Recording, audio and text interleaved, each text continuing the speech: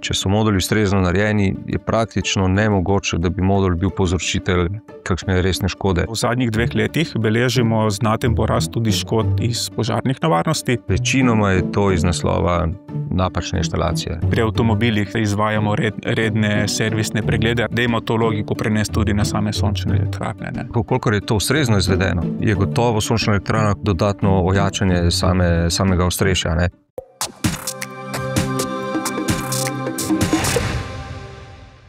Pred 10 leti je bila sončna elektrarna na strehi še redkost. Danes jo imajo že številna gospodinjstva v Sloveniji.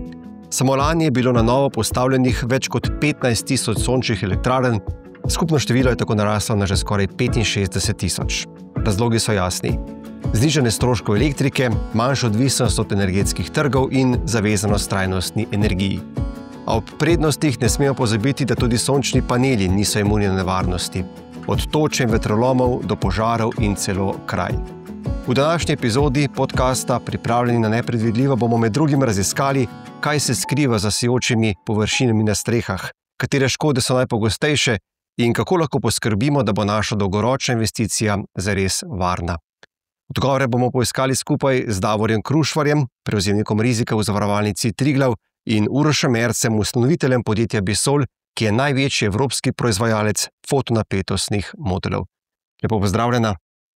Gospod Merc, morda za začetek razstavimo najprej tole sončno elektrarno in nam povejte, kateri so tisti glavni elementi, kako pravzaprav takšna elektrarna sploh deluje? Ja, osnovne komponente so pač seveda, srce na nek način so fotonapetostni moduli, ti pač iz sonca delajo elektriko, čeprav tudi sonce je elektrika, se pravi, gre za elektromagnetno valovanje v elektromagnetno valovanje. Ti se povežejo med sabo zaporedno, pa potem vzporedno, grejo na razmernike.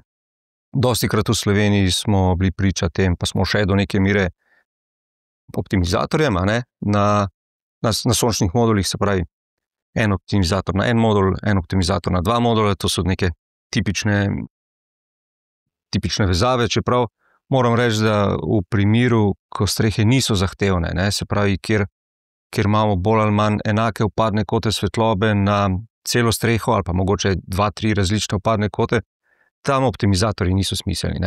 Ti pridejo prav takrat, ko imamo neka senčanja dreves ali pa sosednjih objektov ali pa dimnikov in podobno, sicer pa to ni smiselno. Potem torej iz teh optimizatorjev do razmernikov, razmerniki pa potem preko raznih še zaščitnih omar, recimo, ali pa merilnih mest v omrežje. Tako da, načeloma gre za zelo preprost sistem.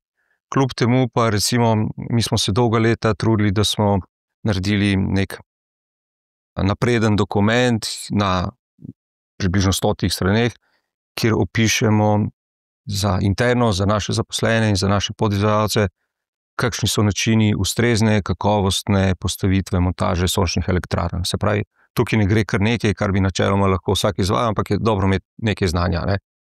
Dobro, ampak a lahko teh 100 strani strnete v par ključnih zadev, kar se tiče montaže? Ja, zdaj boste rekli, da sem pristranski, ampak gotovo je. Modul je tisti, ki je najpomembnejši. Tukaj lahko v nadaljevanju še kaj več povemo, ko bomo razne rizike ocenjevali. Gre tudi za to, da recimo v primeru delno senčenih modulov morajo biti neke obvodne diode noter, ki so ustrezne, se pravi, ob napačni polariteti lahko pride tudi do uničenja celic znotraj modula in podobno. Se pravi, ta segment je izjemno pomemben.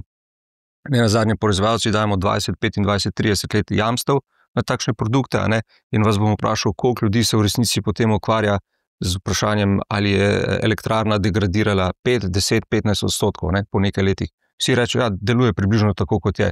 Zelo težko je imeti pa ta občutek, ali je bilo letos vreme res slabše, ali zakaj je mogoče pa vsem po kilovatnih urah pa megavatnih urah proizvedla malo manj. Električni kabli na strehi morajo biti UV odporni, fino je, če so tudi v kanalih položeni. Podkonstrukcija je izjemno pomembna, tudi to je treba redno vzdrževati, vsake toliko pregledati, če so vijaki še zmeraj pričvrščeni. Potem pa komponente, ki se obrabljajo, oziroma ki se malo hitreje starajo, kot so razmerniki in podobno, je spet treba vedeti, kakšne izgube imajo ti razmerniki. Eno je seveda tisto, kar je na tehničnih dokumentacijah, specifikacijah navedeno, drugo je pa, kar je potem v resnici. In to je nekaj, s čimer nekdo, ki se s tem redno ukvarja, zelo dobro pozna. Kako pomembno pa je stanje same strehe pred montažo? Mi smo imeli dosti primerov, no, ko je v resnici dobra pričvrstitev elektrarne pomagala držati streho na mestu. To je zelo pomembno, če je kakovost izvedena ustrezno. Seveda je bilo pa tudi veliko primerov, ko nekdo da na 25 ali pa 30 let staro streho module, potem pa računa, da bo zdaj ta streha naslednjih 120 let ustrezna. Se pravi, dostikrat je velika dilema, na kakšno streho sploh iti. In tle je včasih razumevanje tistih, ki so lastniki strehe drugačno od tistih, ki ali streho najemajo, oziroma kar potem pade kot na nek način odgovornost na izvajalca.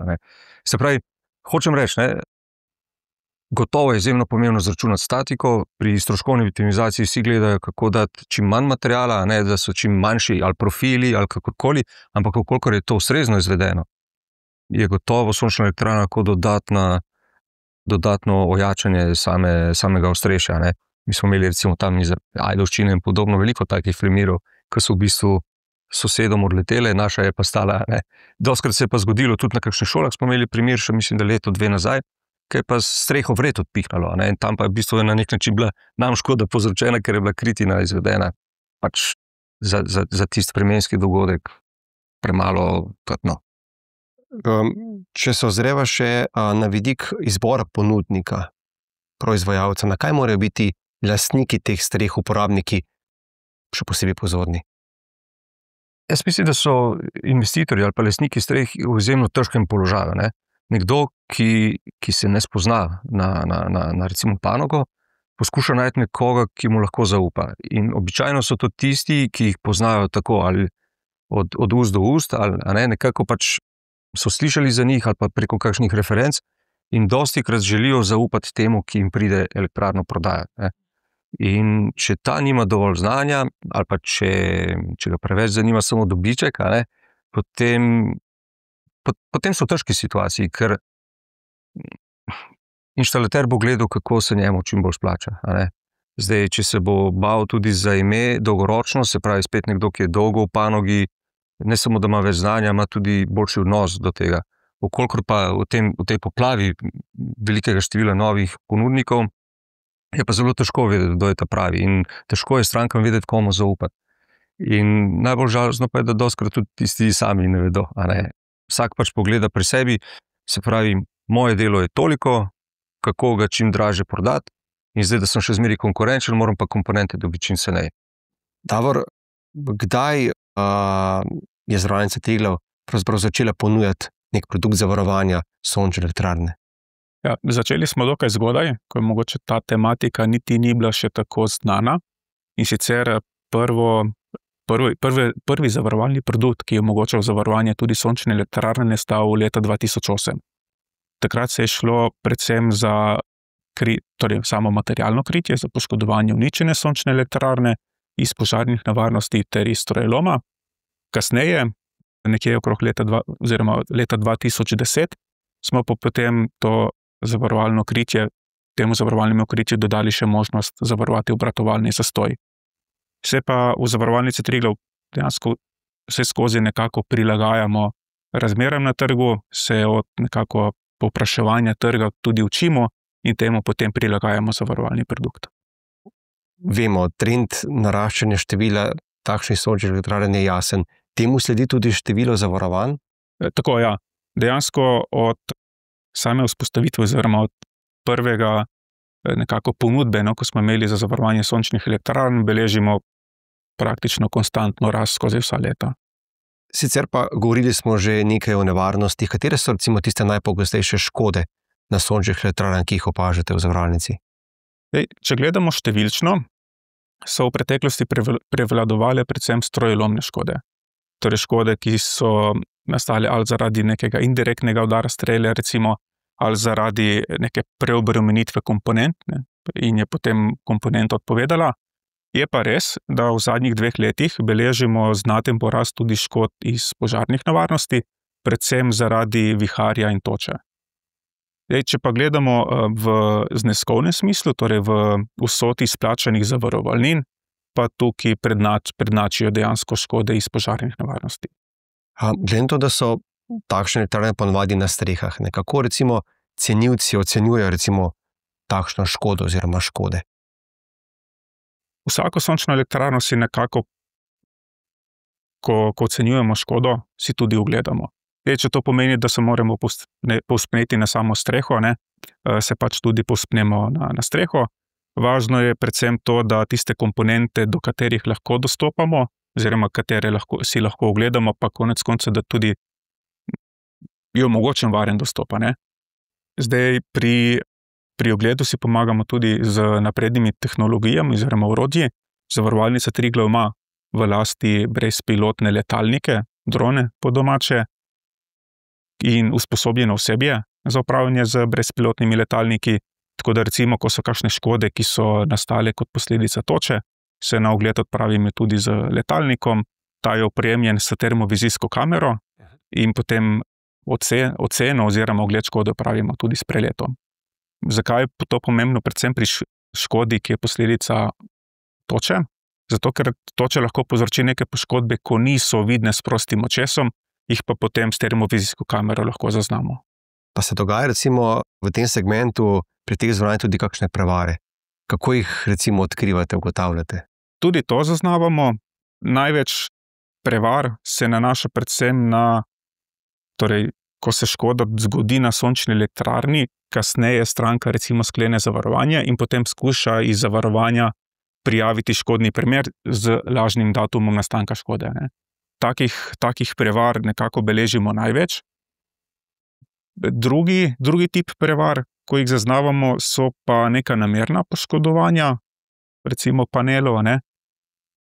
Tukaj pa gre največ takih primerov zaznavamo, ko je sama sončna elektrarna že proti koncu življenjske dobe, oziroma so sami paneli recimo že izrabljeni, obrabljeni. Gospod Merec, morda vprašanje na tole, kar je povedal Davor. Kakšen je pravzaprav življenjski cikel ene takšne elektrarne? Vemo, dom, hiše, ponovadi nek življenjski projekt. Ja. Kaj pa? No, mogoče, če se predtem navežem na dve zanimivi misli. Se pravi, kako se zavarovati proti indirektnemu udaru strele. Vsak bo rekel, da se nimaš kaj narediti, ampak načeloma je tako. Če si predstavljate neko površino pokrito z moduli, kako se ti moduli med sabo povežejo električno? A se bojo povezali tako, da v bistvu nastane neka velika zanka, v kateri se ob udaru strele indirektnem inducira napetost in poškoduje te module, ali se bodo pa povezali tako, da v bistvu zanke ni. In če zanke ni, do inducirane napetosti načeloma ne more priti, ali pa je bistveno manjša. Tako da to je podobno, kot bi rekel pri nekih telekomunikacijskih kablih, da se žice obvijajo, ali pa da recimo se prepletejo na podoben način. Druga iztočnica je bila pa ta, termovizijska kamera je fantastična, ampak recimo pri nas že tekom proizvodnega procesa testiramo celice ne samo vizualno, pa termično, ampak predvsem tudi tako, da recimo, če na celice priklopimo tok, napetost, te zasvetijo, ampak zasvetijo, ker to dioda v bistvu, zasvetijo v infrardečnem spektru. In če vi takrat pogledate z infrardečo kamero, točno vidite vse mikrorazpoke in podobno. In v primerih, ko je recimo kdo nam reklamiral produkt, češ slabo deluje, smo na tak način pogledali, pa se potem točno vidi, kje je toča padala, ker celice potem tam lokalno popokajo. Podobno se zgodi, če kdo hodi po modulih, se točno vidi v bistvu, kje je stopal na nek način. Tako da s tehnologijo se da marsikaj, je pa treba imeti znanje. Zdaj, življenjski cikel, jaz lahko povem, mi smo dali v letu 2008, recimo, ki ste omenjali, imamo eno podjetje, ki se imenuje SE 2008, takrat je to bila še redkost, ampak smo za zaposlene, mislim, da jih nas je bilo 33 takrat, dali za božičnico sončno elektrarno, ki je na naši strehi, in smo ustanovili podjetje, kjer je vsak 3% lastnik. In recimo zdaj, ko smo to merili, to je tudi za nas pomembno, je imela ta elektrarna 0,01% degradacije. Pa naj povem, da smo dali tja na to streho samo B-grade, se pravi drugo klaso kakovosti. Tudi module, takrat moči so bile tipično 200-205 vatov, je bil en modul, ampak recimo, če je bilo kaj narobe z njim, pa tretjina modula ni delovala, ker noter sta dve obvodni diodi, zato je to razdeljeno pač na 3 dele. So imeli nekateri 160 vatov, nekateri 200 vatov in tako. Ampak, če jih tako vežemo skupaj, da skozi njih teče bolj ali manj zmeri konstanten tok, potem je ta mismatch, se pravi neujemanje v toku modulov in potem izgube celotne elektrarne tako majhne, da da v bistvu sploh ni pomembno, koliko močen je posamezen modul. Spet bom rekel, ena tehnična nadgradnja, na katero večina sploh ne pomisli, ampak hočem reči, je kakovost ustrezna, je lahko degradacija izjemno majhna. Mi imamo klimatsko komoro, v kateri izvajamo pospešeno staranje in recimo ekvivalent določenemu številu ciklov je pač toliko let, letom v naravi. To je tudi postopek, s katerim se dobi certifikat in podobno. Ampak če ker dostikrat izvajamo testiranje do uničenja, till destruction, zato da potem znamo tudi primerjati naše vhodne materiale. Se pravi, večinoma bi vhodni materiali lahko ustrezali kakovosti, na podlagi katere dobimo certifikat, ampak če se želimo odločiti, kateri pa zdaj med njimi še boljši, gremo pa zmeri do uničenja. In potem vidimo, en je šel do recimo 7000 ur, drug je šel do toliko ur in tako naprej in potem rečemo, ta je boljši. Torej, ko na tak način pospešeno staramo produkte, vidimo, da je recimo modul ekvivalentno 100 letom v naravi zgubil 25% moči. Recimo. Super, vse nekaj o teh tehničnih rešitvah bomo govorili še v nadaljevanju. Torej, v prvem delu smo spoznali, kako sončne elektrarne delujejo in kakšne škode se lahko zgodijo. Ker je postavitev sončne elektrarne običajno visoka investicija, ki se nam izplača šele na dolgi rok, pa je nujno razmišljati tudi o tem, kako jo lahko čim bolje obvarujemo pred nepredvidljivim.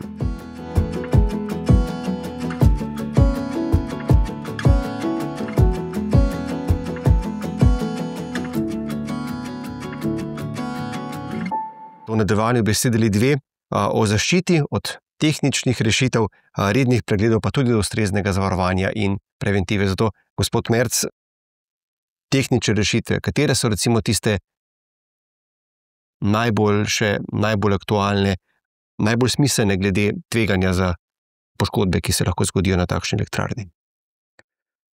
Ja, mogoče bi bilo dobro zdaj, da bi specificirali, torej najprej katero skupino tveganj želimo obravnavati. Zdaj, če je to toča, je to ena zgodba, za točo je potem specifično najbolj ključna debelina stekla, recimo. Če gre za električne vezave, recimo, nekateri še zmeraj uporabljajo manj kot 4 kvadratne milimetre presek kabla, in tako naprej. Tako da, mogoče bolj se navezati, kaj je tisto, kar je za zavarovalnico večjega pomena. In tukaj se dogaja v tujini, da pač poskušajo zavarovalnice se ukvarjati s prepoznavanjem povezave, torej med škodnimi dogodki, statistično in pa recimo posameznimi komponentami. Zadnji tudi proizvajalci. Tam, kjer se to da, seveda, da ni zadeva prekompleksna.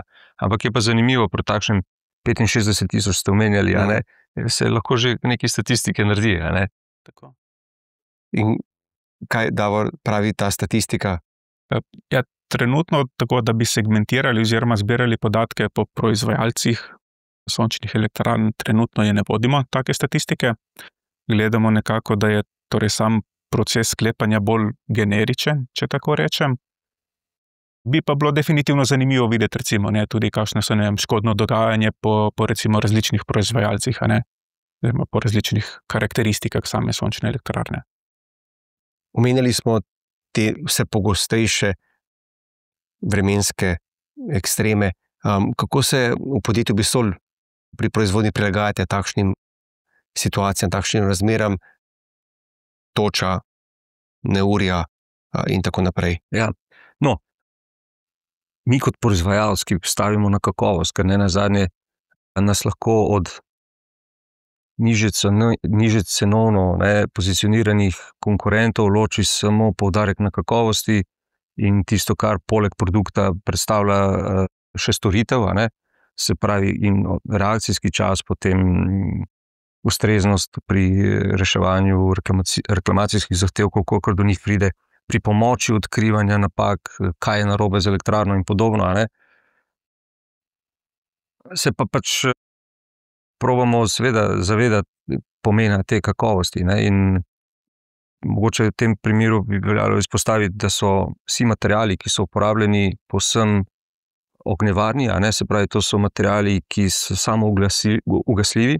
Mi na spletni strani želimo prav pokazati, kako modul poskušamo z tem gorilnikom plinskim zakuriti. In takoj, ko ga umaknemo, se ugasne. Ne? Se pravi, to je zelo pomembno iz tega, kar nekdo reče, ja, pa je elektrarna povzročila požar. Ne? Recimo, druga pomembna stvar so konektorji na modulu. Ne? Recimo, ko ljudje montirajo elektrarne na tleh, če inštalater ob montaži vleče kable po tleh, lahko v njih pride pesek. Ne? Včasih tudi zelo fin pesek, ki ga je težko spihati. Tisti kontakti lahko potem korodirajo. In tudi, ko se konektor sklene, se lahko ne sklene dovolj dobro. In potem zaradi enosmernega toka, lahko tam prihaja do obloga in ta je problematična. Zdaj, na srečo sodobnejši razmerniki ta oblog znajo zaznati in potem sporočijo napako. Se pravi, po drugi strani je to vzdrževanje, spremljanje delovanja elektrarn izjemnega pomena. Če govorimo potem o nekih drugih mehanskih težavah, do katerih lahko pride, je, danes moduli postajajo vedno večji. Po eni strani je zato kriv trg, ki reče, dobro, ti imaš 400-vaten modul, ta ima 500, jaz bi pa imel 600. In potem je ta boj, jaz pa imam 610, pa imam pa 620. Ampak v resnici je izkoristek sončne celice v vseh enak. Gre samo zato, da je en modul večji kot drug. Zdaj, ponovno, tam, ko montirajo velike sončne elektrarne, bojo rekli, ja, imam pa zato manj stroška dela, ker z enim modulom zmontiram več moči. Po drugi strani pa postajajo moduli v določenih primerih tako veliki, 750 vatov, recimo, da jih mora 6 ljudi nositi. In potem rečejo, ja, to je pa v bistvu bolj za Afriko, ko je delovna sila ceneje, ne toliko za Evropo, tam pa je kvečevo 4 največ, delavci. Se pravi, to so neke take specifike, ki so zelo dobro znane znotraj panoge, ampak ne vem, če so toliko pri inštalaterjih ali pa še posebej pri investitorjih. In zdaj si predstavljajte, če je ta modul izjemno velik, bi moral imeti načeloma tudi debelejši okvir okrog sebe. Ampak, ko ga nekje tam v Aziji pakirajo v kartonske škatle in potem v zabojnike, seveda ne želijo praznega zraka prevažati. Se pravi, ohranijo debelino okvirja enako. Ali pa jo probajo celo stanjšati. In tak modul, ki je nekje zmontiran in ko zapiha veter, ko ta velika površina začne plapolati, se pravi, ker tle imamo sile, ki delujejo na dvig, potem seveda je to sneg in stalo, je mehanska obremenitev v drugo smer, načeloma to plapola, pride do številnih mikrorazpok znotraj modula na celicah, zvijajo se okviri in tako naprej. In tukaj v tem pogledu kakovost izjemno peša. Verjetno se bomo pa točno še dotaknili, ker tle pa nova zgodba. Ravno to sem vas želel vprašati. Poslujete v 120 državah, ali glede na te vremenske ekstreme, kot je recimo tudi toča, opažate kakšne razlike med državami, celinami ali pa podobnosti? No, zdaj, če boste pogledali, proizvajalec vsak zapiše, da v primeru recimo tropskega podnebja ali pa veljajo drugačni jamstveni pogoji, denimo, ampak spet tega drobnega besedila nihče ne bere. Tako da je zelo pomembno, kdo je kupec, se pravi, v katero regijo gre. Mi smo delali recimo številne projekte po svetu in pač je treba tudi kdaj prilagoditi strukturo materiala v produktu, da se ve, da lahko pod enakimi jamstvenimi pogoji omogočimo kupcu nakup v tisti regiji. Ravno to sem že vprašal, prilagajate samo neko strukturo materiala ali so tudi kakšne druge prilagoditve na takšne situacije in razmere? No, tukaj je recimo folija, ki se uporablja za laminiranje, torej z ene strani stekla, potem celic in pa v našem primeru uporabljamo to hrbtno folijo, ki je bistveno bolj ustrezna kot pa steklo iz zadnje strani in je včasih treba dati to vmesno folijo debelejšo, zato da se modul celice lepše zlijajo, bolj bo rekel, strukturirano spojijo, še bolj bi rekel, potem je zelo pomemben sam ta čas laminiranja, namreč tukaj ta folija, ki je vmesna kot lepilo, se spreminja v gel. In če imamo pač dvojni proces v komori, najprej se zrak posesa, potem se hkrati ta folija segreva in v določenem trenutku je treba skupaj stisniti. Vmes ne smejo biti mehurčki ujeti. Če so mehurčki ujeti, to je potencialno, ker vlaga zmeraj prehaja v modul in iz modula. In zdaj vsakič, ko pride v modul, pride tudi do celic. In te celice potem korodirajo. Se pravi, vlaga pa ultravijolična svetloba to najbolj degradira celice. Se pravi, zdaj, da je tega prehajanja vlage manj, je potem v drugem ciklu, v drugem delu tega laminiranja, se pravi, najprej stisnemo skupaj, je pa potem pomemben čas, koliko časa držimo se to skupaj stisnjeno. Seveda, če je proizvodni čas produkta daljši, potem bi nekdo rekel, da je manjša produktivnost, je modul nekoliko dražji. Hkrati pa, večja, ko je vsebnost gela, bolj odporen je tak modul. In recimo še posebej tam, ko gre za tropska podnebja ali pa ko gre za zelo hladna podnebja ali pa tam, ker je dosti temperaturnega nihanja, je zelo pomembno, da je ta vsebnost gela visoka. Zdaj pa mi povete, kolikrat je kdo od strank vprašal, kakšno vsebnost gela pa imaš v modulu. In tukaj je veliko, veliko pomanjkanje znanja. Tako da, ja, s tem se borimo. Toča je pa gotovo en izmed glavnih, recimo, produktov težav. Nevarnosti. Zdaj, ko sem se malo pripravil na današnji pogovor, sem pogledal, nekako velja v svetu, da od vseh škodnih dogodkov, torej 1% teh škodnih dogodkov, ki nastane, je zaradi toče, ampak hkrati pomeni 50% vseh izplačil, se pravi vseh stroškov, ki nastane za zavarovalnico, je pa iz istega naslova. Se pravi, škoda zaradi toče postaja izjemno pomembna, zmeraj bolj pomembna. Vemo, da povsod po svetu ne prihaja do toče, in nekateri proizvajalci tudi ne razmišljajo o tem, da je sploh toča lahko problem. In ključen problem je pač ta, spet, če nadaljujem, ali mogoče. Ravno to je vprašanje, kako se prilagajate tej nevarnosti? No, zdaj, tipično 20 let nazaj sta na svetu obstajala dva standarda za kaljenje stekla. 4 mm ameriški standard, pa 3,2 mm evropski. To je pa pač pomenilo, da je modul bil z prve strani steklen, izjemno močen, zelo odporen, daje mehansko odpornost, tudi so zaščito proti vlagi je nudil. Zadnja stran se je pa oblekla z tako imenovano specialno folijo, razvito za vesoljske tehnologije. Ta je pa preprečevala mehanske poškodbe iz zadnje strani in pa električno zaščito za uporabnika, do 1000, danes 1500 vatov. No in potem se je začelo dogajati, da je enostavno na kitajskem v Aziji postalo steklo cenejše kot ta hrbtna folija. In se je razmišljalo, kako jo zamenjati s steklom, vendar če se potem s prednje strani ohrani to 3,2 mm ali pa 4 mm steklo, z zadnje strani dodamo še eno steklo, postane pa modul pretežek. Še posebej, če je velik, kako ga bo kdo spravil na streho in podobno, koliko ljudi ga bo moralo nositi.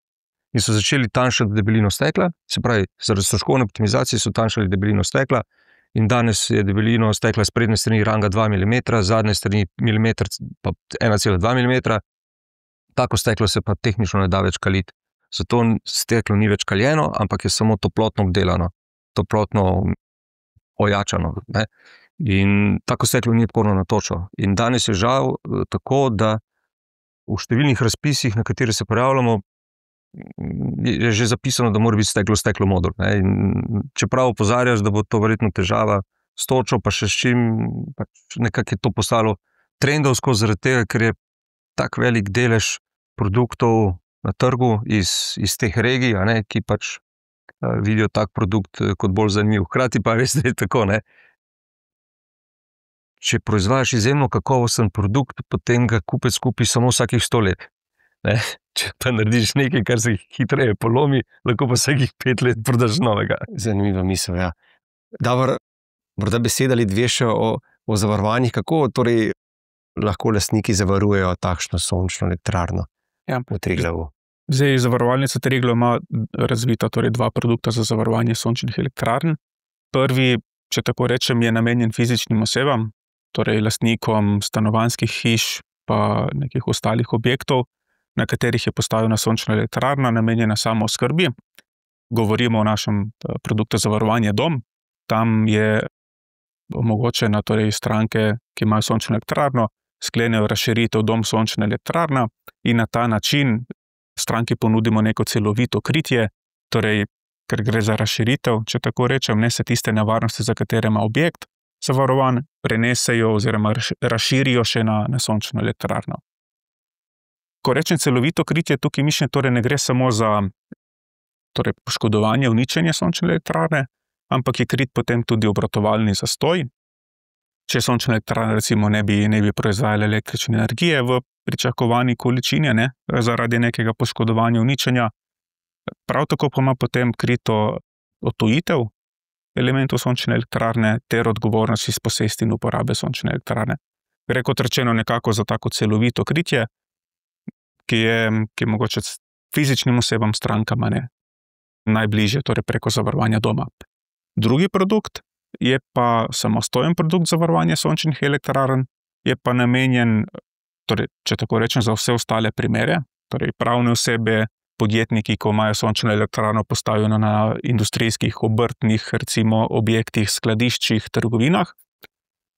Ta je pa narejen kot zloženka, torej stranka izbere, katera kritja potrebuje in potem lahko s sklepalcem potem ta kritja tudi dogovorijo.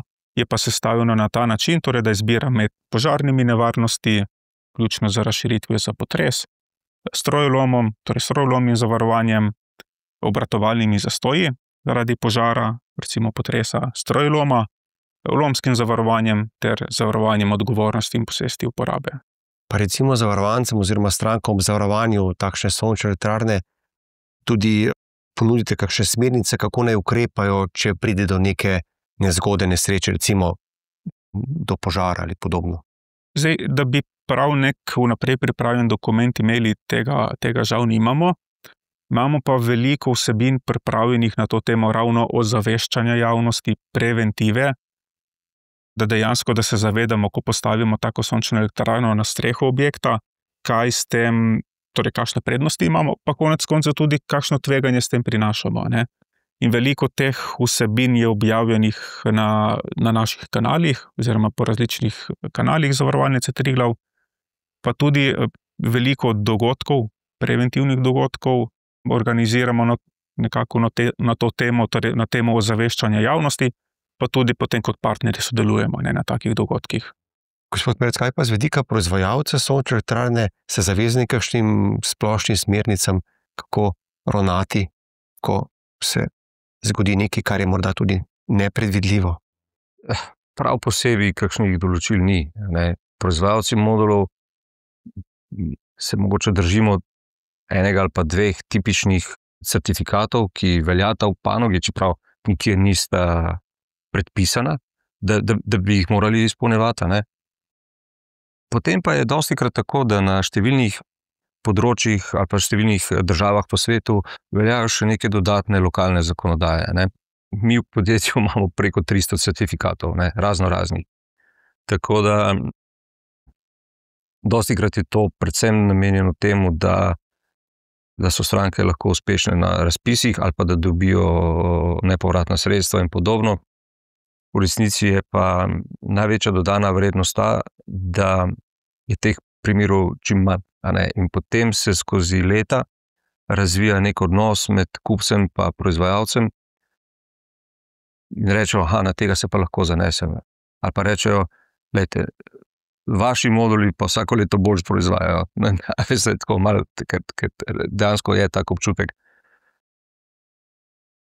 Če pride do kakšnih primerov, mi nekaj smo jih imeli, a ne, pač potem sodišče tisto, ki presoja. In tam se je dogajalo, recimo, imeli en primer v Belgiji, ki je na hitro izveden in se prišel pa rekel, to so moduli krivi. A ne, seveda smo temu oporekali in potem, ko je prišlo do sodnega postopka, ko je sodišče postavilo izvedenca, seveda potem se je ugotovilo, da če so moduli ustrezno narejeni, je praktično nemogoče, da bi modul bil povzročitelj kakšne resne škode. Večinoma je to iz naslova napačne inštalacije, a ne. Zato, ker modul je res izjemno robusten produkt.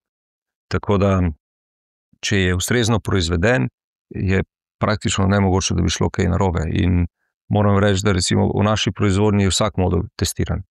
Vsak modul, ne. Šele ko je izmerjen, dobi deklaracijsko nalepko gor, a ne. Tako da se mi zdi, da je res pri sončnih elektrarnah je zelo pomembno, kako so te skupaj sestavljene, a ne, na sami lokaciji. Če se morda ostajamo še nekoliko pri zavarovanjih, Davor, obstaja kakšne razlike recimo v zavarovanjih, ko recimo nekdo zavaruje domačo sončno elektrarno za samooskrbo, sončno elektrarno na strehi podjetja, ali pa sončno elektrarno, ki je namenjena recimo proizvodnji energije za prodajo. Zdaj, ta glavna razlika je mogoče že v tem, ne? Torej, po katerem zavarovalnem produktu se taka sončna elektrarna zavaruje. Torej, rekli smo za te fizične osebe, ko ima sončno elektrarno postavljene na stanovanjskem objektu, se potem taka sončna elektrarna zavaruje torej z razširitvijo dom sončna elektrarna. Medtem ko za pravne osebe, torej obrtnike, podjetnike, ko imajo na industrijskih objektih, v ostalih objektih, je pa potem torej ta samostojen produkt za zavarovanje sončnih elektrarn. Tukaj je mogoče torej ta prva razlika, druga pa je potem v samih zavarovalnih kritjih. Kot smo že prej nekako omenili, fizične osebe torej preko zavarovanja dom imajo nekako celovito zaščito sončne elektrarne, že vnaprej pripravljeno, torej komponirano. Vse, kaj mora narediti, je potem samo tako, da to razširitev dom sončne elektrarne tudi sklenejo. Medtem ko pri pravnih osebah pa potem zavarovalna kritja prilagajajo nekako svojim željam oziroma potrebam. Kateri pa so tisti ključni dejavniki, ki vplivajo na samo višino premije? Pri dom sončne elektrarne je največji dejavnik, ki vpliva na višino premije, predvsem izbor zavarovanih nevarnosti. Torej, ker se pogovarjamo o razširitvi zavarovalnega kritja, tista zavarovalna kritja, ki so dogovorjena za sam stanovanjski objekt, se razširijo še na sončno elektrarno. Več kot je kriti, torej bogatejše kot je zavarovalna polica s temi kritji, višja bo pač premija, posledično na ta način nekako se to vpliva tudi pri sami sončni elektrarni. Se pa da recimo to premijo znižati potem z izborom soudeležbe v škodi. Tako da to je mogoče največji parametri, ki vplivajo na samo višino zavarovalne premije pri zavarovanju doma. Medtem ko pri samostojnem produktu za zavarovanje sončnih elektrarn pa nas zanima nekoliko več podatkov in na samo višino premijo poleg dogovorjenih zavarovalnih kritij oziroma nevarnosti, je pomembno tudi sama velikost oziroma vrednost sončne elektrarne, kdaj je bila ta postavljena, seveda lokacija same sončne elektrarne, torej kjer kraj je postavljena, pa na kakšnem objektu, torej ali je to kakšna sama gradnja recimo objekta, tak zanimiv atribut, ter kakšna dejavnost se odvija v tem objektu. Seveda pa potem imamo tudi potem določene ugodnosti, v smislu, torej je premija nekoliko nižja, če je sončna elektrarna še v garanciji, naprimer, in pa potem tudi za izbiro recimo soudeležb ob škodi. Obstajajo tudi primeri, ko recimo zavarovalnica sončne elektrarne ne zavaruje? Lahko se tudi to zgodi, Vsako sončno elektrarno, za katero pripravljamo ponudbo zavarovanja, probamo nekako pridobiti čim več informacij. Več informacij, ko imamo, boljše poznamo riziko, in temu primerno lahko pripravimo zavarovalno ponudbo, ki bo pač nekako ustrezala željam, potrebam stranke. Če ugotovimo, da je ta sončna elektrarna, da ni ustrezno vzdrževana ali pa da je v zelo slabem stanju, lahko se tudi odločimo, da ponudbe recimo za zavarovanje ne oddamo, oziroma ne pripravimo. Katera zavarovanja oziroma zavarovanja, za katere nevarnosti bi po vašem mnenju morale biti nujno oziroma obvezno vključena v police lastnikov takšnih sončnih elektrarn? Glede na to, kaj smo se danes nekako pogovarjali, bi vsaj osebno razmišljal v tej smeri, da imamo sončno elektrarno zavarovati vsaj za te materialno poškodovanje, uničenja, torej za požarne nevarnosti, za strojlom. Hkrati bi pa priporočil nekako tudi zavarovanje od odgovornosti pač iz posesti sončne elektrarne. To pa nekako izhajam iz tega vidika, torej nekako najpogostejše škode na sončnih elektrarnah so ravno iz strojlomnih nevarnosti, v zadnjih letih tudi iz požarnih nevarnosti. Pri zavarovanju odgovornosti pa znajo biti te odškodninske zahtevke, torej za škodo, ki bi jo povzročili tretjim osebam, znajo biti odškodninski zahtevki zelo visoki in z tega vidika, vsaj osebno, tudi razmišljam, da je smiselno, da imamo neko ustrezno zaščito. Zdaj, seveda, tudi obratovalni zastoji so pomembni, vsaj tako kot stranka, si želim imeti neko celovito zaščito, recimo sončne elektrarne oziroma nekega premoženja, katerega imam oziroma s katerim razpolagam. Zdaj, stranke, fizične osebe v sklopu zavarovanja doma to imajo, medtem ko pri pravnih osebah pa definitivno priporočamo tudi sklenitev take ustrezne zaščite. Morda vprašanje pravzaprav za oba, ne. Kje je pravzaprav tista meja, ko pride do neke škode, škodo krije zavarovalnica oziroma škodo krije proizvajalec? Kako ravnati oziroma kako ravna proizvajalec oziroma zavarovalnica v takih primerih? No, po mojem je to bolj vprašanje za vas, ker včasih je poznavanje zavarovalniškega produkta mogoče tukaj ključno, a ne. Mi smo kvečjemu tisti, ki lahko zavarovalnici pomagamo, da zna presoditi, kaj je res mogoče bil problem, a ne. Preko ste omenjali, a ne, kako diferencirati različne elektrarne. Jaz bi rekel tiste, ki proizvajajo bistveno slabše od pričakovanega, a ne, in to se lahko zelo hitro ugotovi. Tiste so bolj tvegane, ne, ker verjetno že prihaja do nekih, recimo vdora vlage noter, predvsem tako zjutraj, ko je rosa in podobno, a ne, se tudi na razmerniku vidi, da se vklopi pa izklopi in tako naprej, a ne. Je več teh vklopov, izklopov, predvsem v takih momentih in se da predvideti, da je nekaj narobe. In seveda, takrat je tudi večja nevarnost mogoče požara, ne, ali pa česa drugega. Tako da predvsem mi smo imeli primere, ko so se zavarovalnice obračale na nas, da smo pomagali odkriti, kje je bil razlog, a ne. Tudi skozi leta smo veliko sodelovali z gasilci, a ne, pomagali, kako sestaviti te smernice. Torej, na vseh področjih se da še kaj izboljšati, a ne.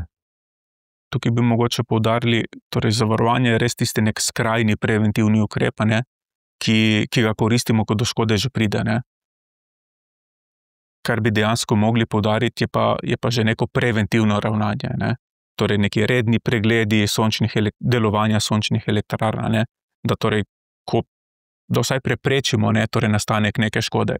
Ker konec koncev, če je to lokalno omejeno, se da zadevo relativno poceni, če lahko tako rečem, ne, pa hitro odpraviti. Če nam bo pa sončna elektrarna pogorela, pa ne samo sončna elektrarna, ponavadi požari se potem še razširijo na okolico, je pa ta, torej sama višina škode, ne, in tisti čas potem, da zadeve saniramo, pa neprimerno daljši, ne. Tako da tukaj je res pomemben predvsem ta preventivni vidik, zavarovanje pa je en del tega preventivnega vidika. Odlično, da smo omenili tudi tole preventivo. Gospod Merc, kako pogosto priporočate te redne preglede sončnih elektrarn? No, gotovo mora biti enkrat na leto. Seveda je pa ključno to, da se ves čas spremlja delovanje. Mi imamo zato posebej, ker smo lastniki preko 200 elektrarn, ne, različnih, da imamo v realnem času zagotovljeno vzdrževanje. Se pravi, mi imamo nadzorni center, imamo podjetje, ki se imenuje Bisolo vzdrževanje, se pravi nadzorni center, kjer avtomatsko prihaja in se zbirajo vse informacije o delovanju, potem se skozi analitiko tudi poskuša ugotoviti, kje prihaja do nekih anomalij, a ne, se pravi, ki bi lahko bile znak, da je treba iti prej tja pogledati. Potem pa imamo seveda lastno ekipo, torej nekaj ekip strokovnjakov, ki so že dlje časa pri nas, a ne, da opravljajo preglede in po potrebi tudi vzdrževalna dela na teh elektrarnah. Zdaj, ključno je pač, ja, da včasih v ta vzdrževalna dela vključimo tudi recimo čiščenje, a ne, pač vse, kar se elektrarni pritiče, a ne, od termovizijskega pregleda, ne samo modulov, tudi potem elektromarce in ostalega, a ne. Se pravi, bolj se sestavi neko poročilo in saj to daje neko prepričanje stranki, recimo skozi nek seznam checklisto, a ne, kaj je bilo pregledano in mislim, da je to tudi za primere zavarovalnice zelo dobro, a ne, ker je vendarle nekdo šel pa pregledal ključne parametre in potem se vsaj tiste lahko do precej velike mere, a ne, izloči kot možne povzročitelje kakšne škode. Katere pa se recimo opažate iz prakse najpogostejše napake lastnikov, ki se dogajajo? Ja, težko je reči. Zdaj, tiste elektrarne, še enkrat, ne, ki so dobro izvedene, so izjemno robustne. In je treba pač občasno preveriti, da niso kakšni vijaki, ki je popustili, a ne, ali pa da se ne bi kje, ne vem, začelo kaj posebnega dogajati, ne. Recimo, zgodi se včasih, da se pojavi kakšna, temu rečemo, vroča točka na modulu, pa se pač tisti modul zamenja in podobno, a ne. Mogoče eno tako priporočilo, predvsem za te domače uporabnike bi bilo, ker modul je relativno poceni, tam ranga 100 evrov, ne, na kos. In da ko se postavlja elektrarna, ne se data 2 ali pa 3 moduli še za rezervo, če kakšen kjer poči ali pa če karkoli, da se lahko zamenja, ne da se potem dogaja, da stranke po 10 letih reče, a imate še točno takega bi rabil, ker jih pač ni več. In potem ne more ali menjati celo elektrarno, ali ima tam luknjo, ali pa ne vem, ker ne more dati neke druge dimenzije noter, ali pa mogoče druge barve in podobno.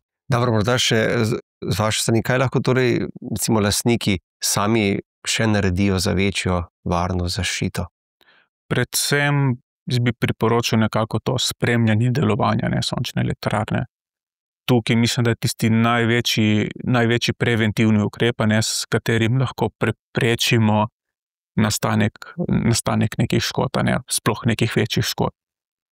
Če potegnem neko analogijo, tudi pri avtomobilih se izvajamo redne servisne preglede, ravno s tem namenom, da vzdržujemo neko dobro kondicijo oziroma dobro stanje avtomobila, dajmo to logiko prenesti tudi na same sončne elektrarne.